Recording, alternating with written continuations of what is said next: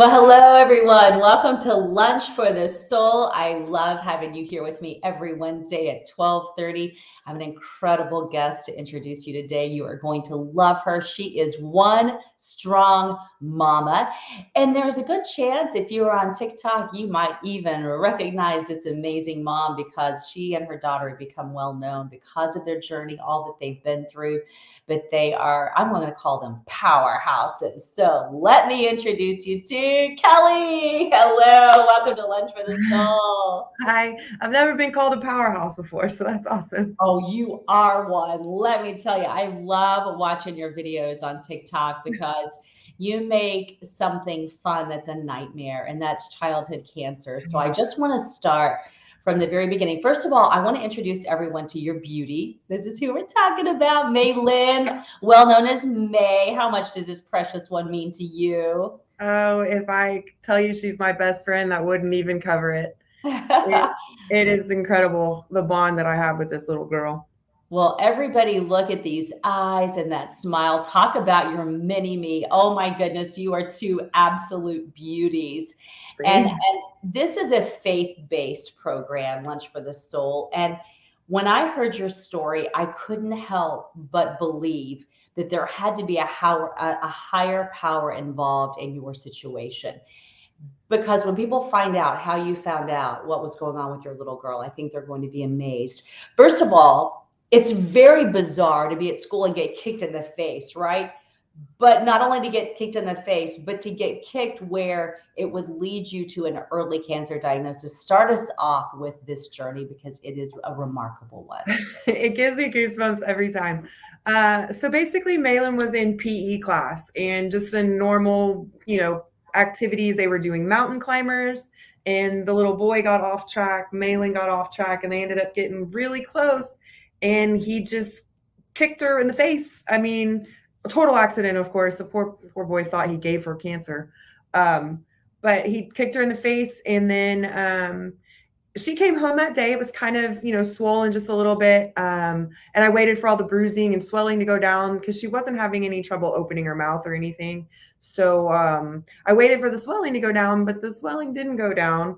And then one night when I was kissing her goodnight, I just kissed her, just kissing her, like loving on her. And she goes, "Ow, mom, that really hurt." And I was like, "Well, that's not, I didn't do enough there for anything to hurt." And so I was like, maybe the kick broke a tooth, maybe she's got an Mhm. abscess, maybe who knows? Maybe she broke her jaw. I had no idea what to expect. Mhm. And so then we went into the dental appointment, and um, like you said, it was just a kick. And then the dentist it was a brand new dentist that we were going to. He was a testicular cancer survivor. So when he saw basically the mass right here in her jaw on her x-ray, he immediately knew that that's not something normal in your bones. Mhm. So he sent us to an oral surgeon immediately that day. We went from a dental checkup to an oral surgeon. So all because of a kick. And Yeah. we would have never seen it. We would have never known. It did not protrude. Like Mhm. it wasn't like this. It Yeah. was literally inside her jaw. And then, unfortunately, that finally led you to Texas Children's, where they have one of the top cancer centers Yeah. in the country, in the world, really. Hmm. And you've got to go from thinking, oh my goodness, this is just an abscess tooth or something from a kick to cancer. And what happened? Tell me what was going on in that journey. So we got all the biopsies done. Eventually, we had to switch oral surgeons because they were just not taking us seriously enough. And my mama heart was like, Mhm. something's wrong and I want something done now. So we went to another oral surgeon who within 24 hours got her in for a biopsy. And then Snowmageddon happened. I call it Snowmageddon from the ice Yeah. freeze back in Houston in Texas. Mhm. Um, so her office, the medical office was shut down for days. And I feel really sorry. I feel bad because I called multiple times a day and I was just like, "Hi, I know y'all are closed, but I really need these results. It's like literally life or death." And so because of that situation, somebody went into the store or into their clinic off hours and called me on the phone. So I actually found out she had a malignant cancer on the phone during an ice storm where I had no power. Like it was absolutely bonkers, but it just everything kept aligning, and it was odd. That is such a hard diagnosis to get. I know because my own son was diagnosed with leukemia when he was only 6. So I know the feelings all too well of the shock of you've got to be kidding me. At what point did you decide that, well, first of all, we need some emotional help and that you could find that through something like social media? Well, we first started when all this happened. My ex-husband moved in with us. He was living in San Antonio at the time, and he stayed in my apartment, my 2-bedroom apartment, with my boyfriend, our 2 children, and my ex on the couch for a couple weeks until we could find a home. And then once we got into the house, the dynamic, social media likes chaos. Yeah. And they like to see stories like this that are just abnormal, and a childhood cancer in and of itself is abnormal, but then living with your ex and having all of those things, it's just That's TikTok really took. real, is what that is. That's real. Yeah, Yeah. it was. I looked at it, and then I got to TikTok, and people were like, you should share your story on TikTok. Like, you could resonate with so many people, or at least you could just set an example for some people. And I was like, set an example? That doesn't, he's like, what you're doing is not normal. Like, you're Mhm. going through all this. So we jumped on TikTok, and it just flew. It I know that if somebody follows, they'll see that my highest viewed videos are me making beds, making beds for my ex-husband in our hospital room. But it definitely helped May get into a circle, I guess you could say, of rhabdo kids. We call them rhabdo kids. It's what they have. And her being able to connect through me connecting with moms is cool, because when you're in the doctor's office, they're telling you how rare this cancer is, and her Yeah. cancer is only like 3% of childhood cancer, period. And you're thinking like, man, I'm all by myself. I don't know anybody like this. And Mhm. then come to find out there's two other rhabdo moms in Magnolia.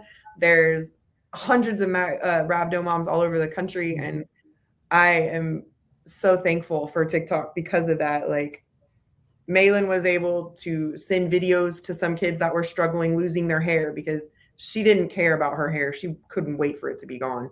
She was so over it. But she was able to get on there and do some personal TikToks back and forth with like little boys or little girls that are completely bald. And, she just amazed me the way she approaches things, the way she explains radiation, the way she did all that. And I think doing that on TikTok just opened up avenues for her to be able to share her determination with others. What do you think made her so strong? We see a picture of her here, and she is so beautiful. She doesn't need hair, but that's hard. Even my son, who was 6, had a really hard time with losing his hair at first. What do you think made that inner strength in her, where she was just able to be so bald and beautiful and own it, baby? Yeah, that's actually her. She was cutting my boyfriend's hair. Um, to be honest, I don't want to take credit for it, but I was a single mom with her for majority of her life, and it was just her and I. And I've always instilled in her that our beauty is in our brains and not in our face. It's nowhere else other than, yeah. And I've just I wanted to raise a kind, thoughtful human, and I really did. And when she was little, I would take her around with like little business cards that said "Spreading hope and love today," and if you want a hug, I'll give you a hug. And so doing little things like that, I think, really just gave her this heart that's like, I can do anything. Because I've never been told I can't. Like, I've just always encouraged her to be kind in the kindest of ways. And the way that she shows her kindness, I think, is in how she relates to people and how she comforts people, and Mhm. not just people, kids. Like, she has a Mhm. way of, you know, telling kids, oh, radiation isn't going to hurt. Don't worry. But maybe take some body spray because it does smell like burnt. Like, like she just thinks like that. And I'm like, you're only 9 years old. I was so impressed to talk to her doctor, Dr. Whittle with Texas Children's Hospital, who said it was an absolute joy to be her doctor. How many patients did doctors say about talk like that? Probably not a lot, just saying. But she told a story of how May couldn't come in for a number of reasons for physical therapy. And so May was like, I got this. And she did it at home. Tell me what was going on with her hand and how she was able, as this little girl, when she was 8, was able to do this. So part of her treatment for the chemotherapy, she got 3 adult strength chemos once a week for 43 weeks. And during, like, right smack dab in the middle of it, right when her numbers started to kind of tank on a normal basis, she would get vincristine every week. So she had 43 weeks of chemotherapy, and every week she had vincristine. And vincristine is a drug that basically kills your cells, but it kills your nerves. So she developed neuropathy in her hands, and it took her hands from being like a normal hand to kind of like this. And they clawed in because she loses the dexterity in flexion. And so at that time, she had just started radiation also. So we had chemo appointments, and then we had 28 consecutive proton radiation treatments at 6 a.m. downtown Houston Medical Center. And so all of that, getting her into occupational therapy or physical therapy, was just like, what can we do at home? Is there something that I can keep her? Because also COVID. So we didn't want to be at the hospitals any more times than we needed to be. And so my little girl, she was like, just give me all the fidgets. She went on Amazon, and she created an Amazon wish list, and I posted that to her TikTok, and it was emptied within like 24 hours. And she got all these just slime kits, just fidget spinners, little ball, like squish balls. And she would sit on her iPad when she was not feeling good, and she would just, and she completely fixed her neuropathy. We never went to physical therapy. We never went to occupational therapy. And she got full mobility back in her hands just because she was determined to do it. Like, it's hard to explain how a 9-year-old finds organic determination. I'm telling you, I mean, it's just her, like you said, her determination, everything about her. She is a little, I'm going to call her this precious angel on earth. Tell me about this photo. She's just so beautiful. Oh my gosh. So in true Maelyn fashion, she found an underlying reason to do something. And so this is her costume, and she came up with this, and luckily Amazon had it. She wanted to be half an angel on her side that had no cancer, and she wanted to be half the devil on the side that had her cancer. And she found this costume, and I was like, no way, you found open sign. So that's her costume, and it's literally split down the middle. I even bought white Converse and dyed one shoe red. Like, it was literally half angel, half devil, because she said, there's no way God gave me cancer. This is the devil trying to take me down. So, and then again, I'm just like, at this point, she's just turned 8 years old, like a month before that picture. And I'm like, where do you get the wisdom? She is so ahead of her time. I tell you what, and it's brilliantly put that way. How did you dig deep and find that faith and not lose it during something like this? Because a lot of times I feel like people I've met through the years will blame God, or they'll get frustrated and they'll put their faith on the back burner. How did you let that fuel your fire to love him even more versus say, hey, I'm done, I can't do this, it's not fair, and play that form again?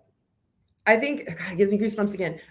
It's all in a matter, I think, of mindset with it, to be honest. Like, I don't in a million years, like, no, God did not allow my child to have cancer, but he did provide an avenue for her to change the world. I have to think about it that way. Otherwise, you're right. People can go down a really dark rabbit hole of, well, why? But I think you have to look at what has come out of our situation.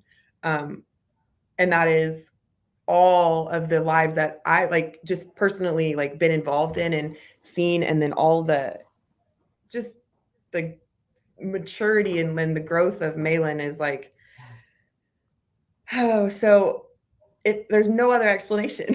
Yeah. I just can't find one of why all of these, I don't know, ducks got in a row. Like she got kicked in the face. The dentist had cancer. And then we got Dr. Whittle, who is like the number one rhabdo doctor in the country.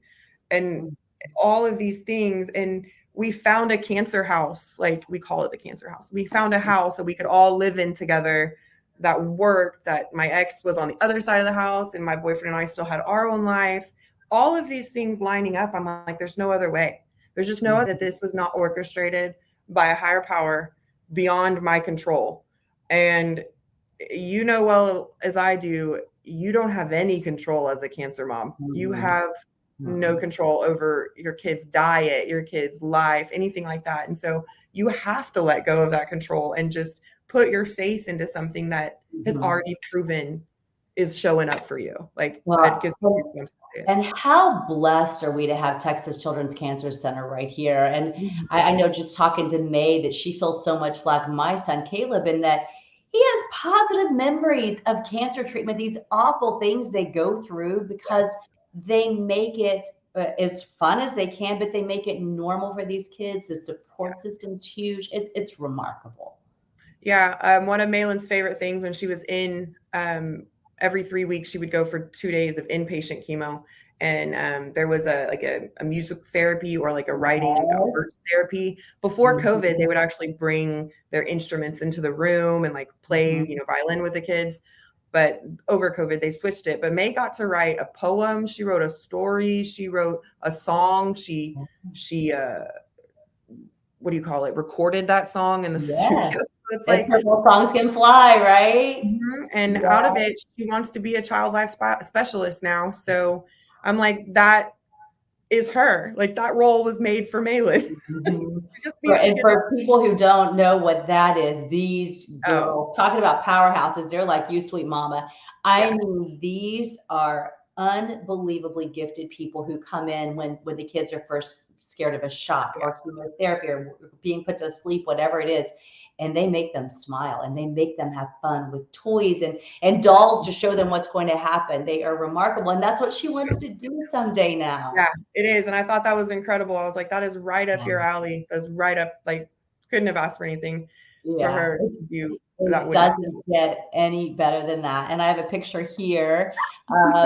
This is the whole family you were talking about, right? Yeah, that's the whole family. So there's me, and then I'm next to my boyfriend, and then my ex-husband is on the end, and then in front of him is his oldest daughter, and then Maelyn in the middle, and then that's my boyfriend's daughter on the by me. So that right there was her last family event before she started chemo that next week. So we all got together, made shirts, and had a big old party. And her fight is our fight. I love how no matter what was going on, no drama, you put her first, you made it happen, and she had that support system. There is so much to be said for that. And this is a special moment as well right there, huh? Yeah. Yeah. It's hard to look at those and think back, because those were the days of me doing her hair for a ponytail, and I was like, am I ever going to do another ponytail? And it's just everything in that photo, I can see all of it. Feel it at all. And thank goodness for photographers like Buffalo Plaid Photography that capture those moments and then share them with you. I know it just means everything. And then look at this precious picture here. Oh my goodness, that sweet smile. Her hair's growing back now, right? Yeah. Yeah. Oh my gosh, she's actually like it fell out like straight and blonde, like y'all saw that me is straight and blonde. And then we colored it before it fell out. But now it came back and it is wiry, it's curly, it's, it looks not like any of my genetics. Okay, so Kelly, you got to tell everyone, after we've been talking about your TikTok, how people can find you and her on social media. So on Facebook, you can look up Maelyn's Fight Song. She has a Facebook group for that. TikTok is under me. My name is Kellyanne on there. But if you look up, it's kind of hard. It's Keluka, KELUKALOU. That's my name. But you can also look at hashtag Maelyn's Fight Song and you'll find me. It's got, I think hashtag Maelyn's Fight Song has 75 million views on TikTok right now. Oh, wow. So okay. Maelyn is Maelynn. Mhm. And then that's probably the easiest way to find it. Okay. Yeah, Well, Maelyn's Fight Song. Okay, we got it. Well, thank you for joining us. Kelly Howe, you are an amazing, precious mom. I'm so proud of how far your family's come and for you sharing your journey with us. You're just a remarkable person. Well, it takes one to know one. And I surely do appreciate you guys including my girl in your stories and helping us get the word out that these kids deserve all the attention in the world. They sure do. We're heading into September, Childhood Cancer Awareness Month. We're raising awareness. It's the least funded cancer of all. It's very frustrating. And I know that you've been trying to fight that as well. So keep up that good battle. Yes. Well, it was yes, I will not stop. These kids deserve more than 4. All right. Yes, much more than 4%. You're so right. All right, Kelly, thank you again for sharing your journey with us. It's my pleasure. You guys have a blessed day. All right. You too. Bye-bye. Bye-bye. And then I want to remind you all, if you happen to join me late today, you can always find Lunch for the Soul on our Fox 26 Houston YouTube page. Is probably the easiest place to go. And then join me every Wednesday for Lunch for the Soul. You can always find us 12:30 right here. And next week, boy, do we have a story to share with you. You think about how far we've been through COVID, dating back to March of 2020. I'm going to interview one of the very first people in Houston to be diagnosed. And he still has long COVID, still suffering from some pretty serious problems from this. What's causing that? What can you do about it if you have long COVID? I'm also going to have that very information. It's going to be, I hope, as helpful as can be. So I hope you'll join me next Wednesday for Lunch for the Soul. This is always the place to be, and I hope to see you then. Bye-bye.